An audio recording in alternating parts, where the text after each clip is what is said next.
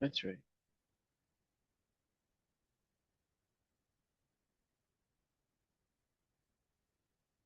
Hey, Hey, how are you? good. Sorry about this morning. Fine. I We'll get was, there. I was like, oh, cool. I've got a break. I can run to the gym real quick, and I don't have to worry about like trying to overlap with lunch and doing all the other stuff I was trying to do. And then I was like, I come back and I log in. I'm like, oh crap. There's a reason I had a window that was open. Yeah, yeah. No, that's Uh, fine. I haven't even looked at my schedule. I'm gonna see if I can find my glasses to make me look a little more professional. I feel like, not that it matters, but I feel like I've somehow aged in the last year. Like, like sometimes how you like age. yeah, Anyways, I'm gonna go find my glasses and I will be right back. but children will do that to you. Uh-huh.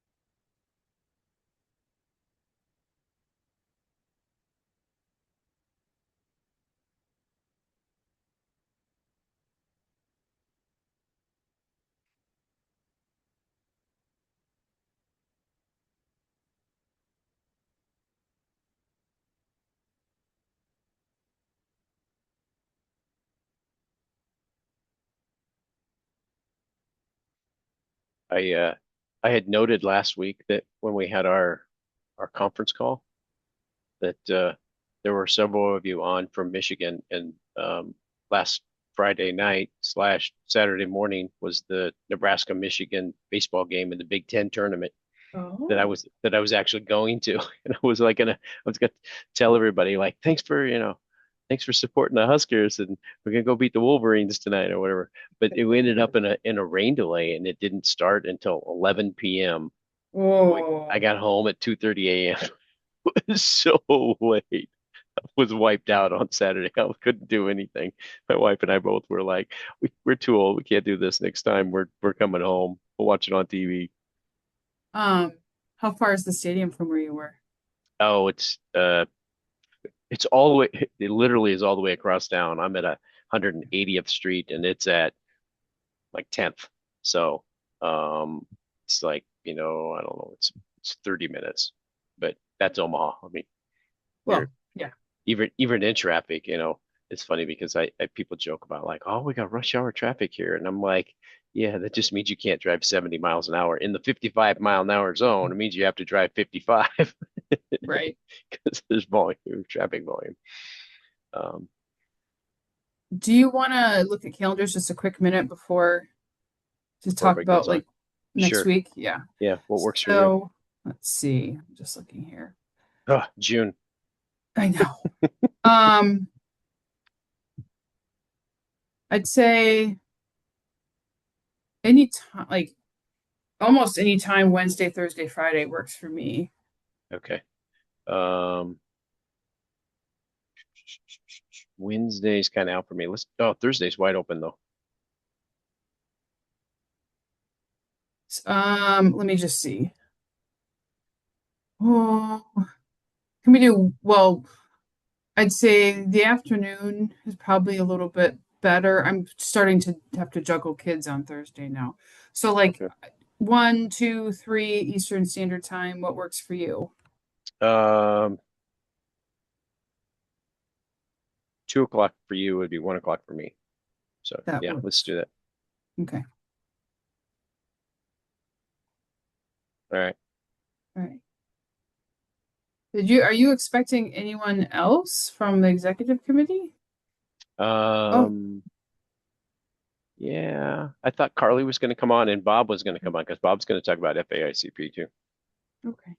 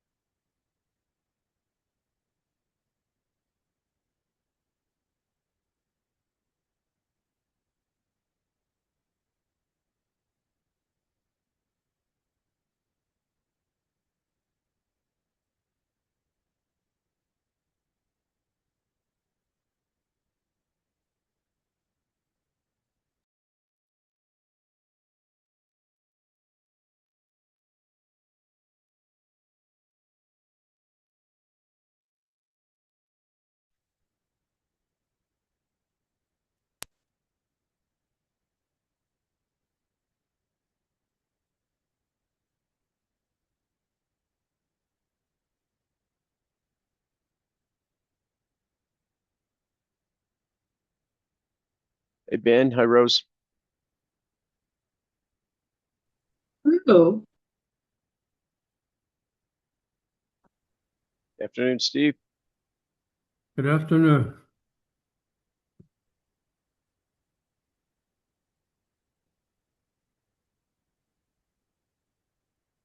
I have a kind of a writer's block with my risk management guidelines, but I'll get over it.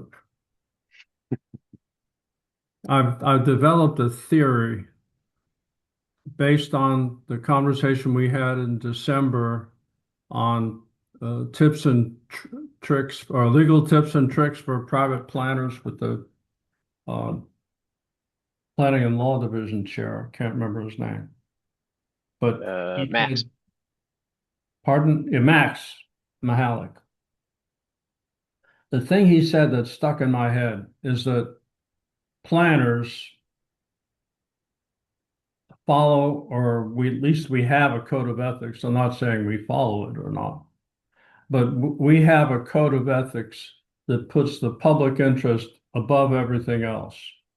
And what Max pointed out was that for attorneys, their code of ethics put the client above everyone else.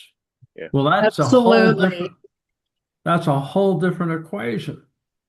If you Absolutely. We've been discussing that, especially with planners who are also attorneys, for Hmm. probably a decade in our state. Well, I think it's more of a problem with architects because architects tend to have clients who really don't give a damn about the public. And I'm thinking of Frank Lloyd Wright and the main character in The Fountainhead. But the I mentioned it at our executive committee meeting, and I looked it up, but I resisted the temptation to share the link. But the Monty Python has an architect sketch, and the architect is giving a presentation on a block of flats to the people who are going to hire him, and he's describing the facility, and then he starts talking about um, that the residents are carried on conveyor belts in extreme comfort and that the walls will be heavily soundproofed as they approach the rotating knives. And they said, wait a minute, are you proposing to slaughter the tenants? And his answer is, doesn't that fit in with your plans? I mainly design slaughterhouses, and this one is a beaut.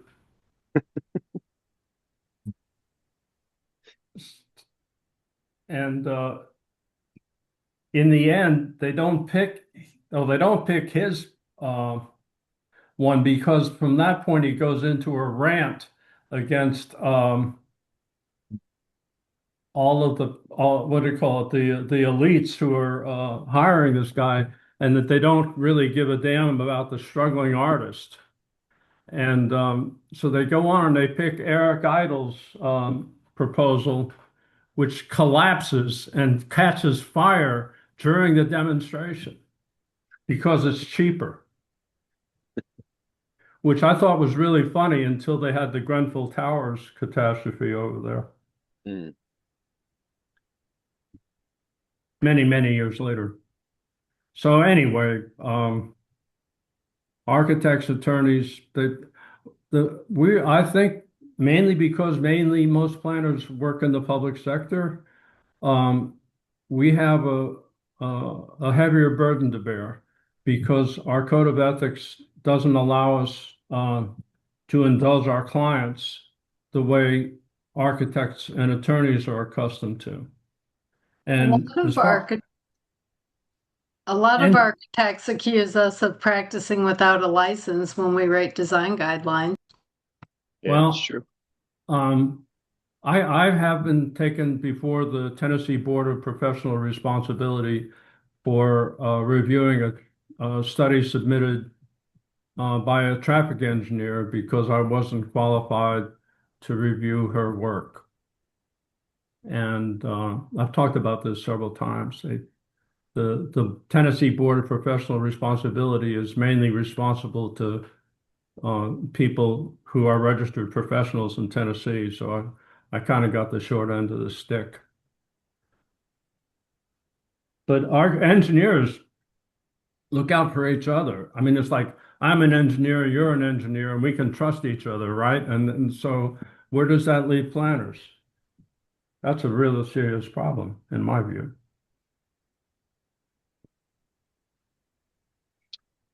All right. Well, I have 2:05, so I'm going to go ahead and get the conversations. Well, I'm Central Time too, so everybody else Yeah. probably has 3:05.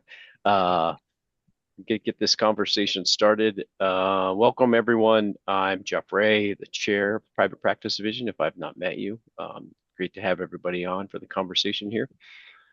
This is going to be a review of MPC 26, covering some of the highlights there. We've got a couple PPD board members that are just going to share their experiences and their impression of Detroit and the planning conference and how things went down.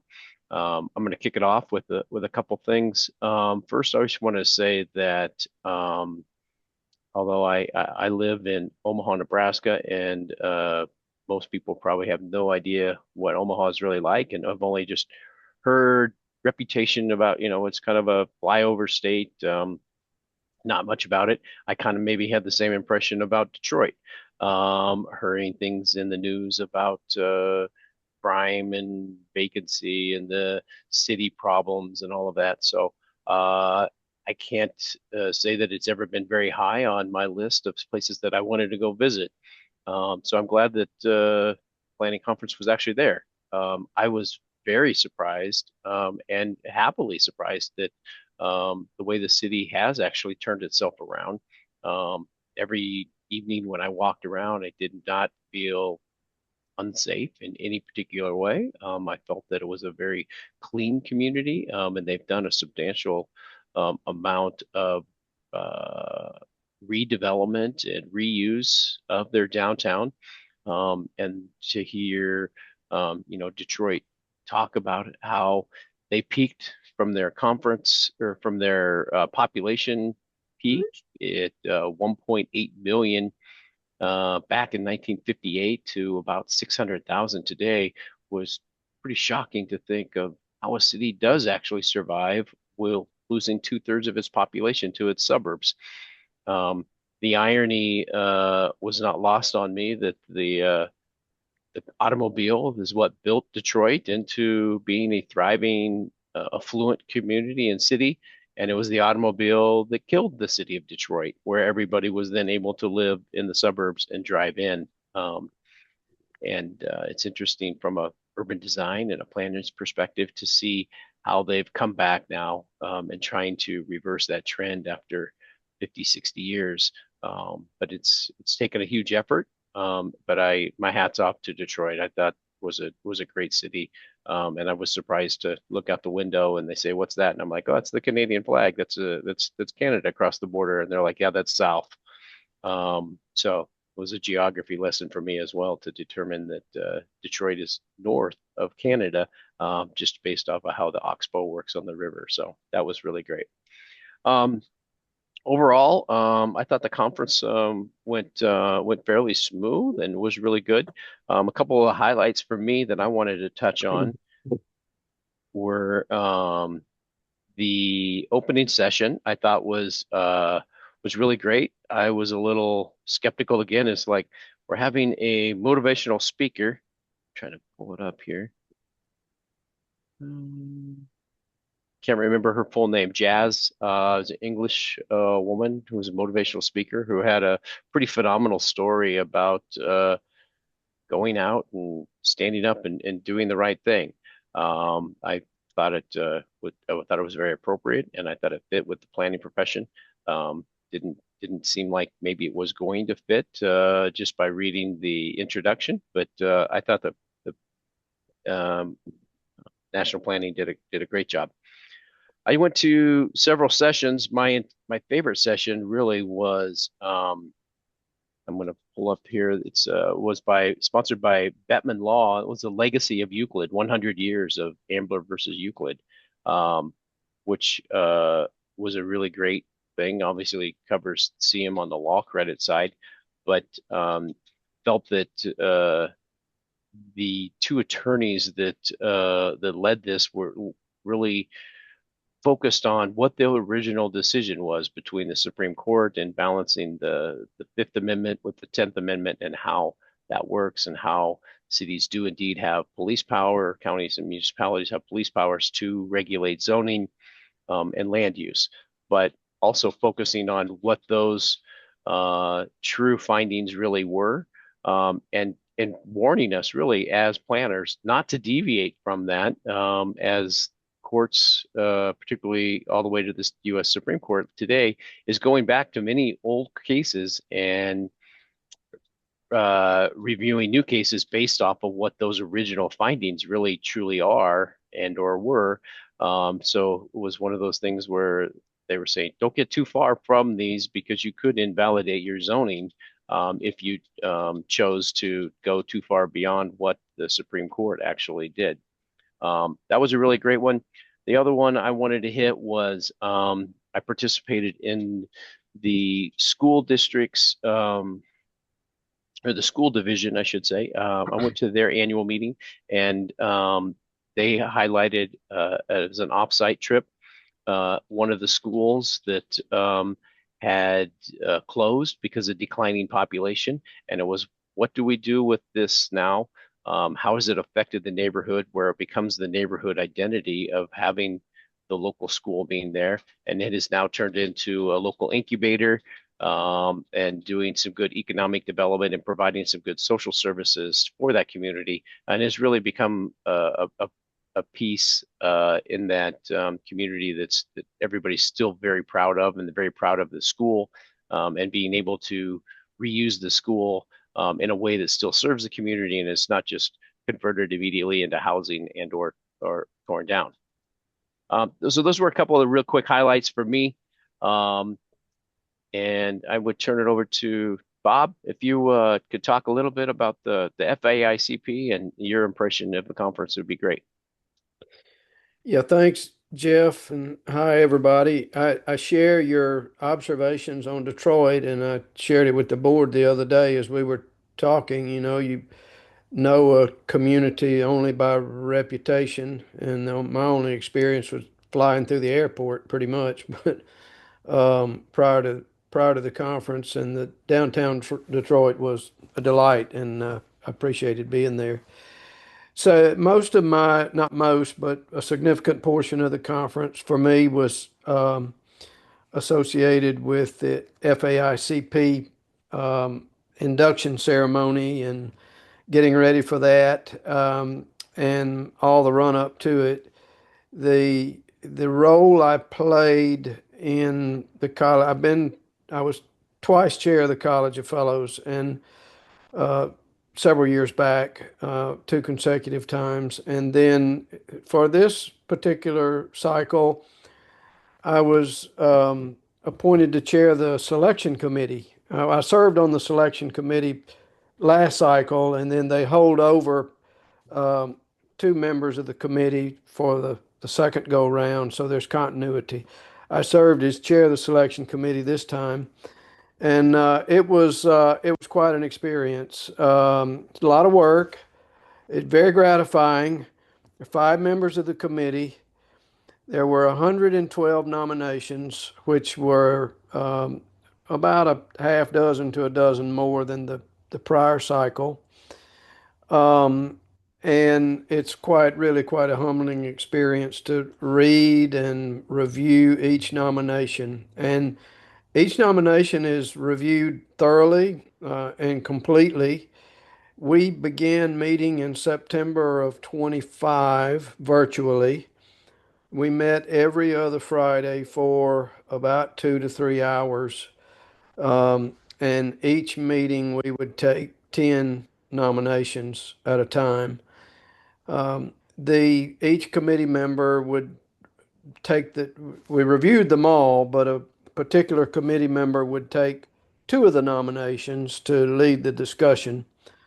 5 committee members, that's 10 nominations a meeting.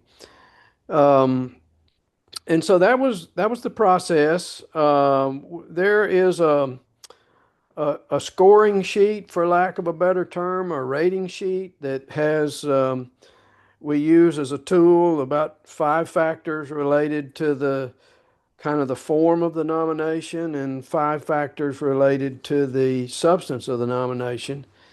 And each committee member scores them individually, and then we met as a committee and collectively talked through the scoring and made a determination if the nomination should be received and accepted, or if it should be provided some feedback for ways to improve it and perhaps target another cycle. And a few would be just, I guess, just outright denied for one reason or another. So that's the process, the way it worked. Again, very gratifying, very humbling. The quality of practice among our professions as represented by the college is it's just outstanding. Some of the stories incredibly inspiring, and planners making fundamental, real differences in their community. And that's generally what the committee was looking for in the nomination packages was impact and sustained impact and measurable or discernible impact for the better in the various places where people served. Obviously, there's a wide variety of planning practice. Transportation planning, military planning, campus planning, city planning, comprehensive own. There's quite a diversity in the range of practice. And so it's very helpful to have a diverse committee of varying perspectives to review the nominations. Having said all that, about half of the nomination, the first cycle I served on, about 30% of the nominations were accepted. This last go round was about 50%, right at 50%. There was a little feedback on the first, more than a little feedback on the first cycle that Yeah, I heard some of that. So that rate was too low, but there were a number of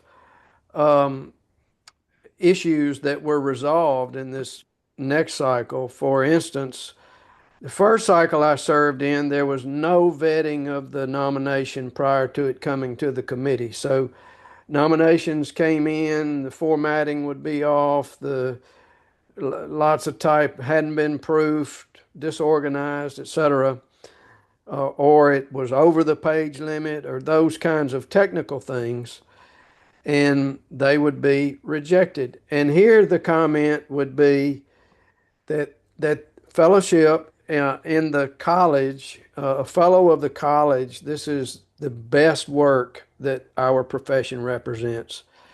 And therefore, the operating philosophy is that the nomination package ought to represent the person's best work. And so there's not a lot of margin for disregard of the instructions or page limits or glaring errors. Obviously, minor issues here and there are tolerated. But anyway, the first segment set aside those types of nominations. Now, this cycle, staff vetted all that. So if a nomination came in and it didn't have the page limit right, they'd send it back, say, hey, get your page limit right. And so we had a better set of technically accurate nominations come to the committee, and thus a higher acceptance rate. So, having said all that, each cycle with the committee sends a letter of feedback to the FAICP committee for elements that that particular committee would view as improving the process. I'll just rattle the items off real quick here, Jeff. You give me the high sign when I've used up my time. We had 8 components that we thought, actually, we had 10 components that we thought would improve nominations. And I'll take them briefly. Um, First of all, reinforcing the understanding that AI, the AICP describes the college as the highest honor, and therefore it should be recognized that a nomination package should be of excellent work, as I've already mentioned. And I'm talking the nomination package itself, not the content of it, but just the manner in which it's presented. Uh, Letters need to be signed. They need to be coherent. It needs to be good work. A clear narrative in storytelling and documenting impact, very, very important. So we nominations come in that are just sort of resume like, or just lists of projects. The criteria there is what is the impact here and what is the story that's been woven throughout the nominee's work. The individual achievements versus organizational achievements. So if someone is a member of an organization that does well, the process is looking for the individual's impact, not an overall organization that you might be a part of. Technically speaking, for graphics, some folks like to spice up their work with graphics, but they would be hard to connect them to the nomination or didn't know what the graphics meant, so that was mentioned. Another technical component, we received several nominations submitted that says I have 10 letters but only of reference, but only 8 are in the packet, or uh, the list of letters doesn't match the names of the letters that are actually in there, that type of thing.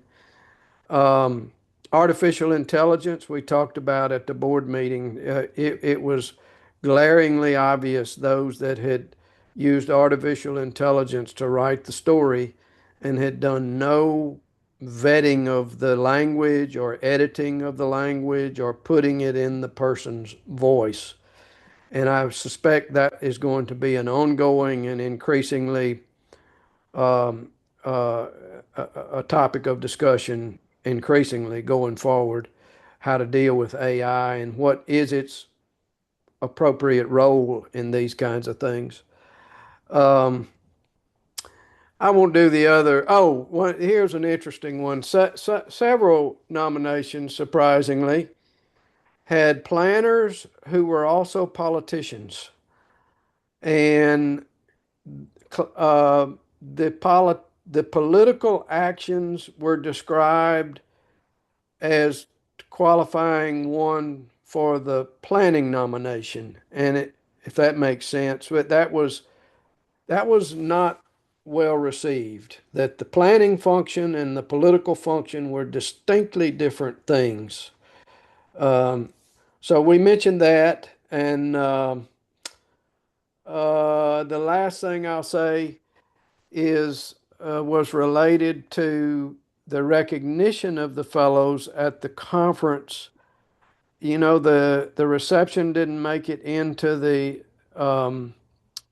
program, so it came out as an afterthought. And then, we would have done the reception had we had our druthers a little differently than it was done. The setting needs to be right. The atmosphere needs to be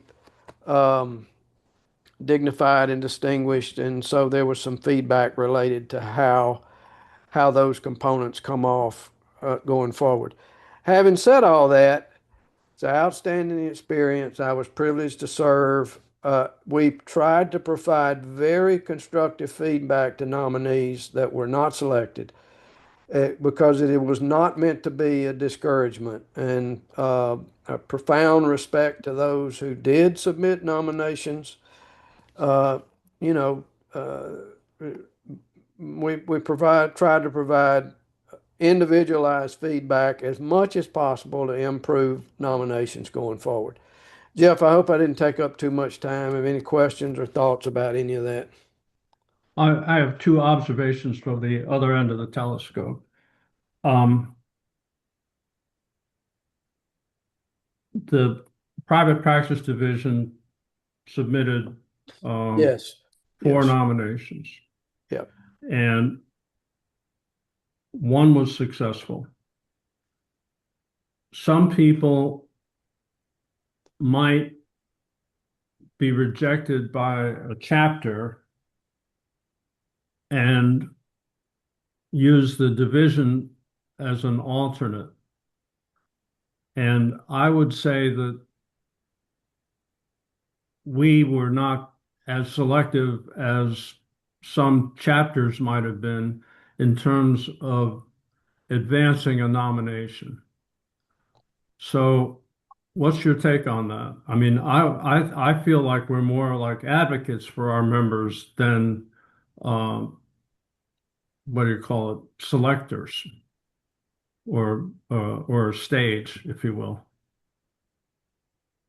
Yeah, it's a good question, Steve. And I will say it came up in discussion more than once. Obviously, divisions can nominate.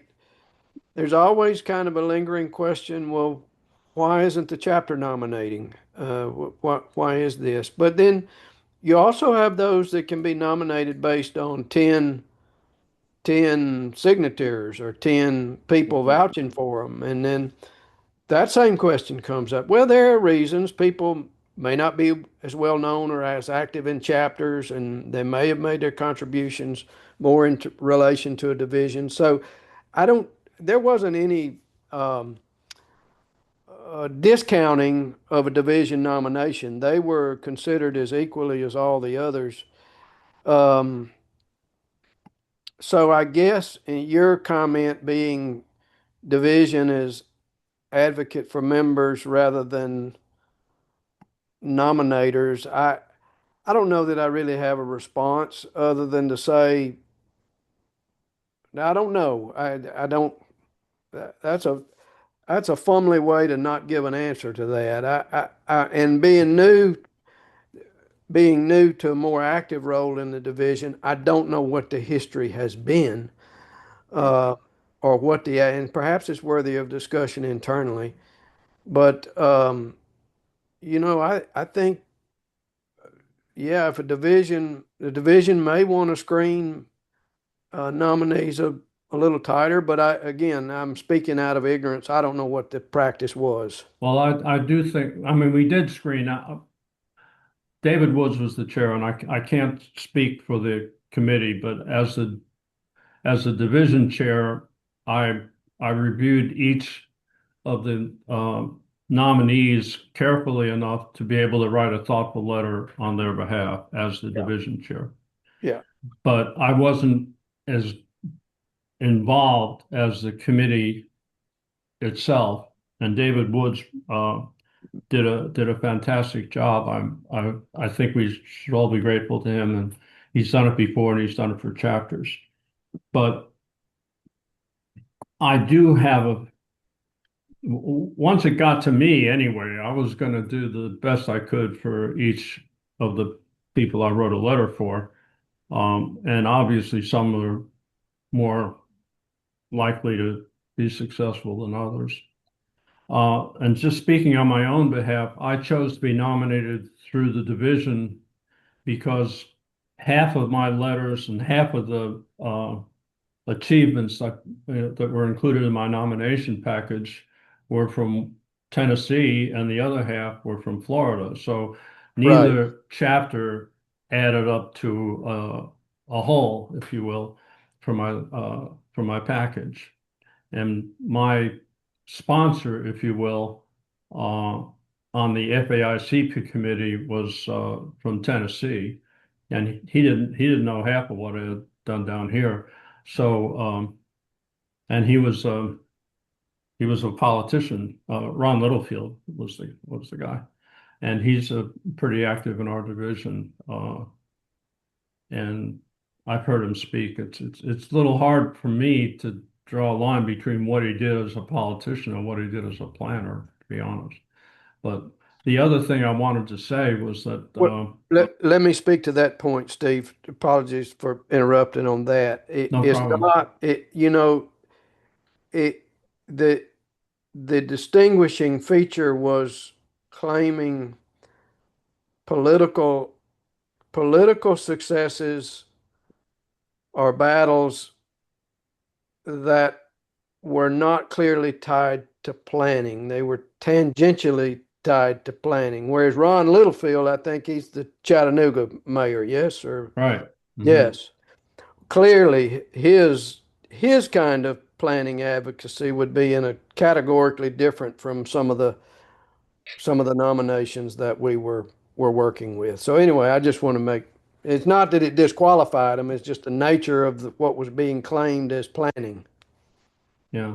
Well, the other thing that I would submit on behalf of a nominator or a nominating committee is that I read the feedback messages that went out to the unsuccessful nominees, and that to me is made a world of difference. And one more thing, I think having a sufficiency review was um, a huge step forward. I Yeah. think when you were the CPC chair, we scheduled about an hour of a CPC meeting to gripe at the FAICP committee, and I think you've addressed most of the concerns that I remember when I was a member of the CPC. Yeah. A lot of nominees think they may mean the world to their chapter, but they don't. Their achievements don't go outside their chapter, and Right. I think Tennessee specifically created some kind of a chapter level analog to AICP fellowship because they kept nominating the same guy and he kept getting turned down. Bill Terry. And I don't know, I don't think I'm giving anything away to mention his name, but he finally got his AICP fellowship. But a lot of people were upset that it didn't go as easily for him as it might have. And we had someone in the Florida chapter like that who didn't make it in the first round, but he made it in the second round. And All right, we need to kind of yeah, move we need to on. move on. Sorry. But Owen, did you have a specific question in regards to the FAICP? I did. It's in the form of a comment, just very, very quickly. I don't know if you remember, Bob, we literally sat next to each other and were inducted at the same time. I remember. And yeah, in New Orleans. I mean, Yes. it's easy to remember who was sitting next to me. So I mention this only because everybody on the call doesn't appreciate a specific factor. When you and I were applied, and I can't speak for Steve because I don't know when he was inducted, but you and I were obviously admitted under the identical criteria. And that criteria and process were quite a bit different than they were for the most current round. And what that says to me is simply that in several years of submissions, reviews, and nominations, and it's an evolving process, and drawing absolutely ironclad perspectives and conclusions based on whatever happened in this last go around is potentially a mistake because the terms of engagement have changed somewhat. And I just want to point that out. And it's entirely possible that they were more vague when we were nominated, Bob, or depending on how you view the world, they were more specific and deleterious. But they were different. And, beyond this specific application, the criteria, the particular issues that were raised specific to the current rounds, I think a lot of the things that may have occurred in the past are moot. So that's a comment, less than a question. And the other comment I would make, which continues to bug the hell out of me, which I think deals with the politician type structure or the concern, is academics are always nominated, and they frequently cite their writings and publications. And I say that's their normal job. It's nothing special about that. And yet that seems to be held in great reverence because of the progress and the attention it brings to certain planning issues. And I say bunk. If you're doing that, to keep your job and to get ahead in your job, it's not particularly stellar or special performance. And I say that as a person who's been published many times. I think it's irrelevant. It's a compliment, not a focus. That's my comment. I'm sorry if I've taken up too much time, Jeff. That's Go good. ahead. Thanks, Owen. Well, that's a Let's good move on. question, though. That's I'd like to hear Bob respond about this, what do you call it, that academics seem to have an easier time of it than the rest of us. Yeah, I understand Owen's point there. We had a number of academics in the round that were not selected because of the insufficient demonstration of the impact of the work. So the mere fact of being published and being published a lot wasn't necessarily an automatic win. But there were a number of distinguished academics who had done work that were obviously quite impactful, and many times some of the component that put them over the top would be reference letters from students and impact from the community that they had worked in. In fact, I think I don't think, I know the class speaker this year was an academic, and I can't remember the name of his work that was so impactful, but used as a textbook in many schools. So yes, I understand Owen's point, and I appreciate what he's saying there. Yes. all right. Yeah. Thanks, everybody. Tanya, what were your highlights from the conference? Yeah, thank you. So, hello, everybody. I am your AP PPD treasurer. So, I am also a Michigander, and it's not my first time to Detroit. But I have the pleasure of going to actually the American Pedestrian and Bicycle Professional Conference that was held in Detroit 2 years ago, and a statewide conference before that, and been to Detroit several times, and I have been pleased over the course of. I grew up here. I've been in other places, Wisconsin, South Carolina, done some planning in those places, and have recently returned to Michigan. But I am always pleased by how well received general folks are about Detroit, downtown Detroit. And of course, downtown Detroit is much different than many of the other neighborhoods in the suburbs. But having been a Michigander for most of my life and kind of watching from just across the state. So I am a practitioner, and I grew up on the west side of the state, and Detroit is on the east side of the state, right? It's where Detroit goes, people tend to think that's where Michigan goes, and that's not always the case. However, there is some truth in that. And I have really enjoyed the ability for this conference, as well as other conferences I've been to, for people to have the opportunity to get the experience of outside Detroit, because Detroiters, and I think Rose said she was either from Detroit or from the metro region.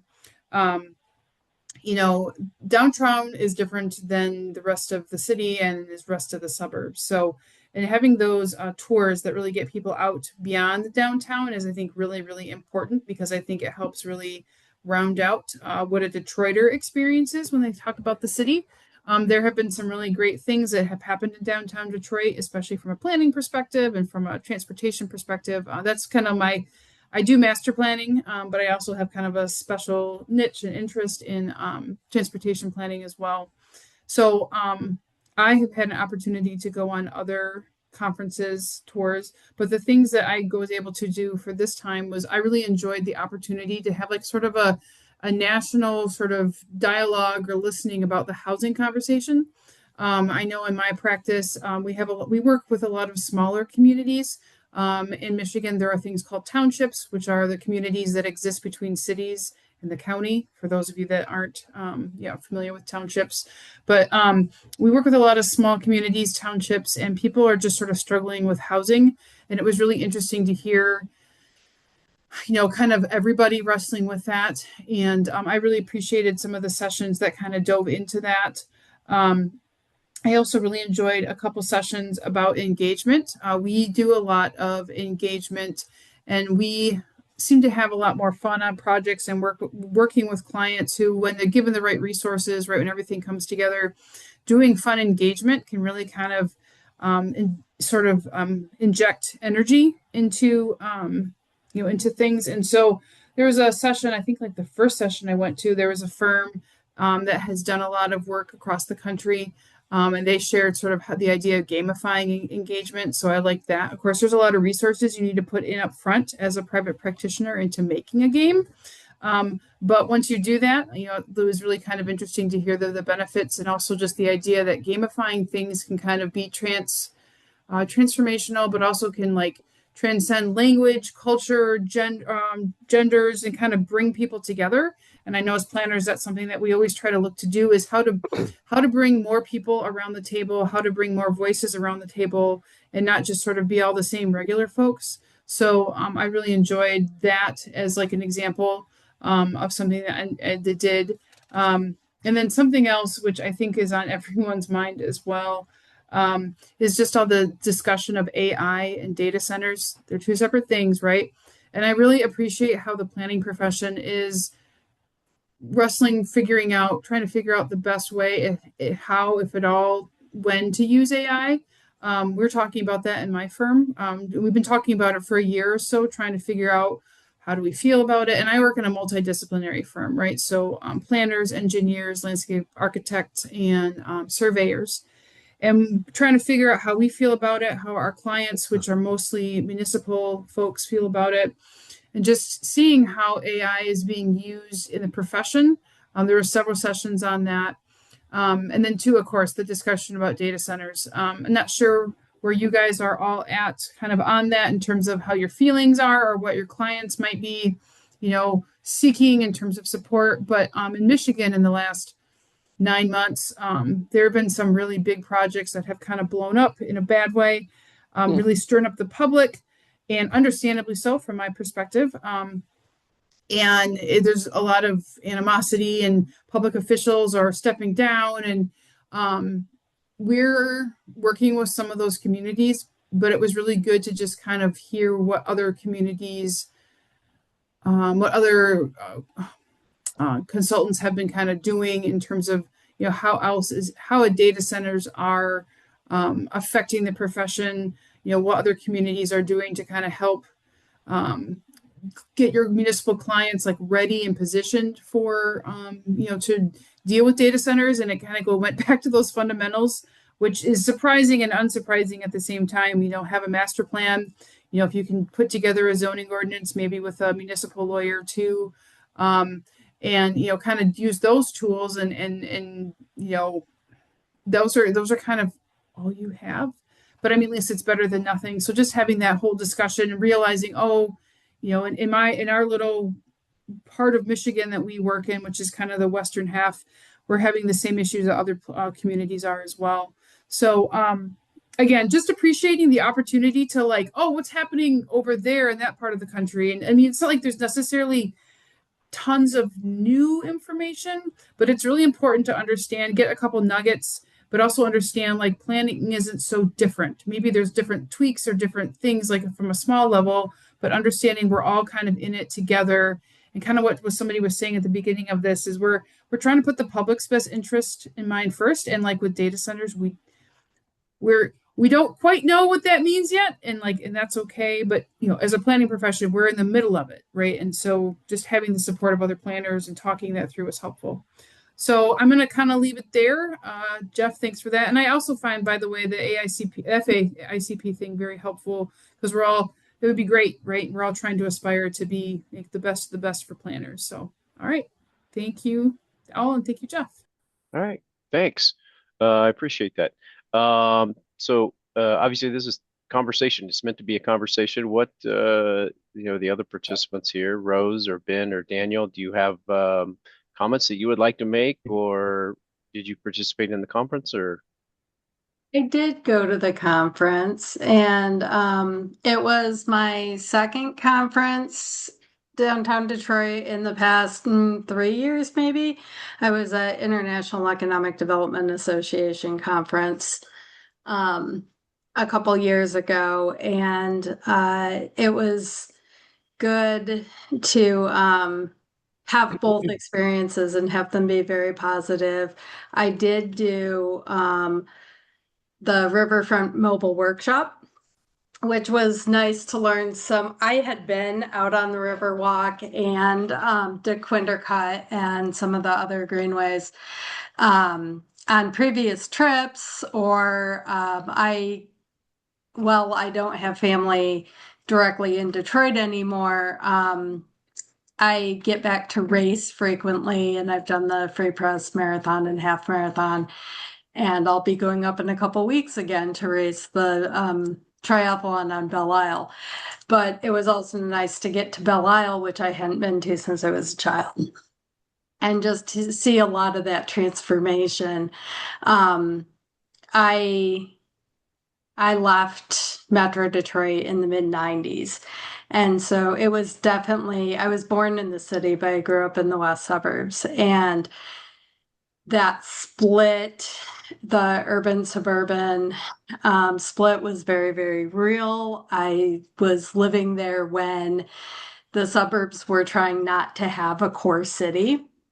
And so, having lived in Indianapolis the past 20 plus years, I keep trying to remind people in the region, and I worked for the MPO for a while, that a region without a strong core city is not successful.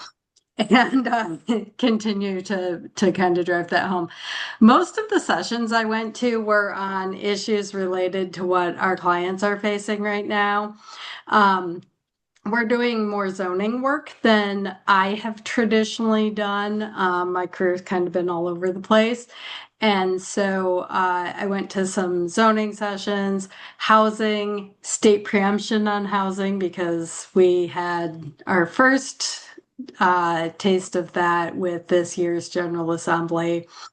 Data centers and battery energy storage systems and the like. We have a couple of clients that have them under construction or have had applications that are very pro data center, but most of the state is not. Counties are doing moratoria. We think next session there's going to be state preemption. We're facing the same things with solar farms. And there was some of that, 15 plus 20 years ago with wind farms. I co-wrote the first commercial wind energy conversion system ordinance in the state. And it was it seems like it's the same conversation, but with a different boogeyman this time. And so that's really where my focus was at the conference. But there was a nice variety of sessions and really thought that they did a good job with it. The online version this week, little more hit or miss with the technology and the speakers understanding that the sessions were 45 minutes generally, not an hour. And so there was a little bit of miscommunication with that. And but generally good sessions even for the online conference. Thanks for letting me weigh in. Great. Thanks for contributing. I appreciate that. Daniel or Ben, either one of you want to share your impression of the I really want to hear PPC from 26? Ben because she's a board member. Let's see, I guess I'll go. This is Ben Hitchings. I am a member of the Private Practice Division. I'm also an APA board member. I run my own consulting firm based in Durham, North Carolina. And Rose, I'm also a triathlete. I do sprint triathlons in North Carolina and Virginia. Uh, I Awesome. spent I spent a lot of the conference trying to just connect with members, do trainings and leadership stuff and career stuff to help younger planners. With just the challenging national situation, uh, the APA board has been really trying to make an extra effort to get out and connect with our members and with other professionals, try and understand the issues they're facing, and develop support to help folks get through the current time. So I spent a lot of time doing that kind of thing. I went on two really good mobile workshops. One was um, to tour the Michigan Central Station Innovation District, where they're testing different technologies. It's sort of a technology incubator. They had a wireless recharging shuttle. Apparently, I get that recharges from the roadway.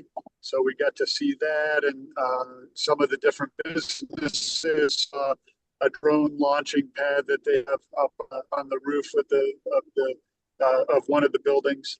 And then the second tour that I went on was of Detroit neighborhoods and just some of the revitalization efforts that they've been pursuing. Really impressive and moving and meaningful work. And so that was interesting as well. When I think of Detroit obviously has not been a frequent stop on the APA National Planning Conference circuit. I thought it had a really interesting story to tell that was pretty different than a lot of the places we often go to.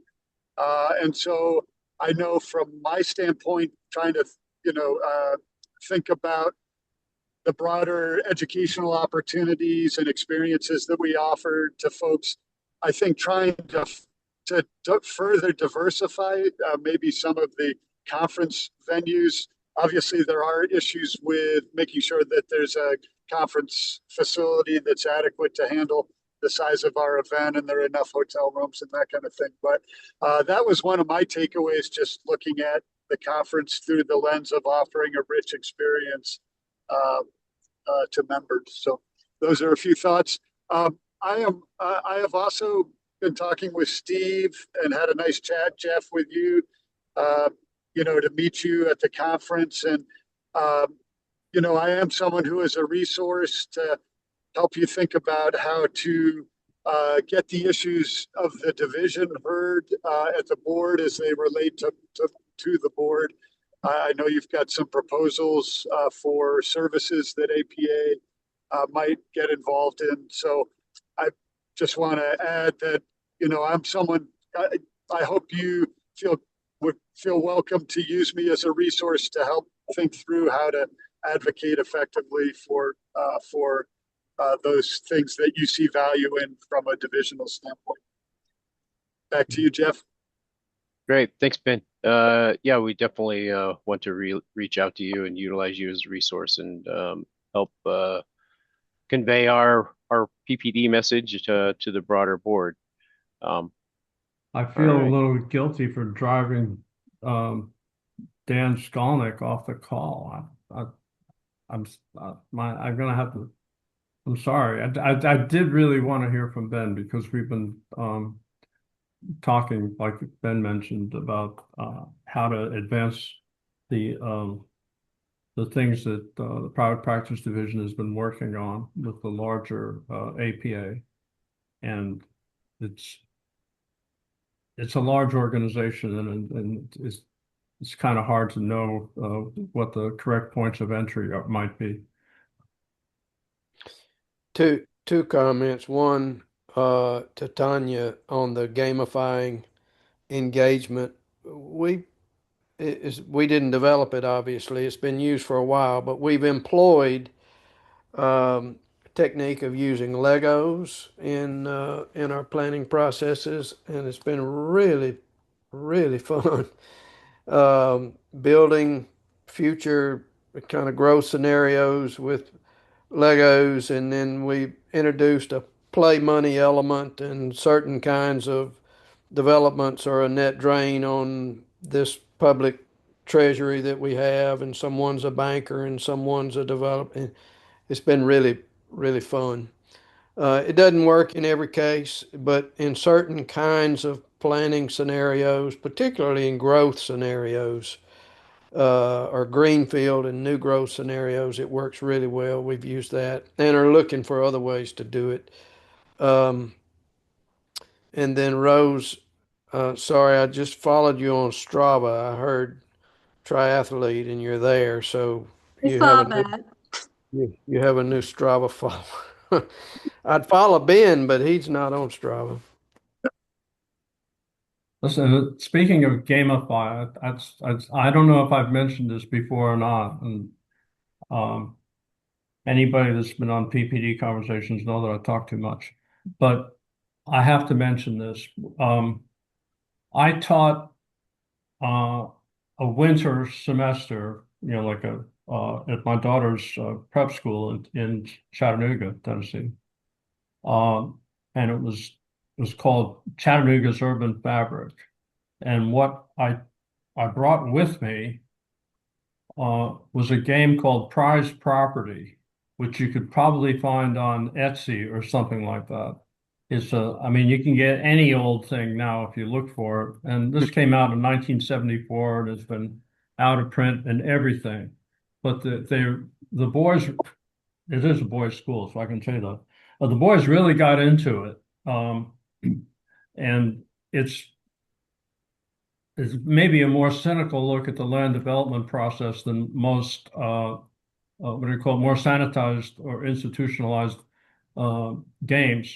One of the things you get to do is kind of set up like Monopoly, but over the course of the game, you can buy red or green marbles, and then you can challenge another player's action or development, and then you get to buy as many marbles or put in as many marbles as you bought. And the marbles go into a gavel with a hollow handle, and then you shake the gavel, and if a red marble comes up, the development has to go is disapproved. So I sort of feel like that's a good surrogate for the actual political process. You don't it depends, and the kids really ate it up. Looks like you can buy that game on eBay for Oh yeah, $34. Plus shipping. it's great, and it really appeals to the adolescent mind, put it that way. Very simplified and you can get pretty aggressive with it, actually. Great. Well, we're just about out of time here. Just trying to wrap up. It was a good conversation. Thanks for everybody for participating. Couple quick housekeeping notes. We'll have an annual PPD meeting coming up in June. Also, the annual survey will be out here shortly. And so keep your open for your emails and look in your inbox for some of those things to be coming from PPD. With that, does anybody else have anything before we close? Thanks, everyone. All right. Thanks, everybody. Thanks, Have a great y'all. weekend. Have a Take good care now. Okay, thanks. Bye.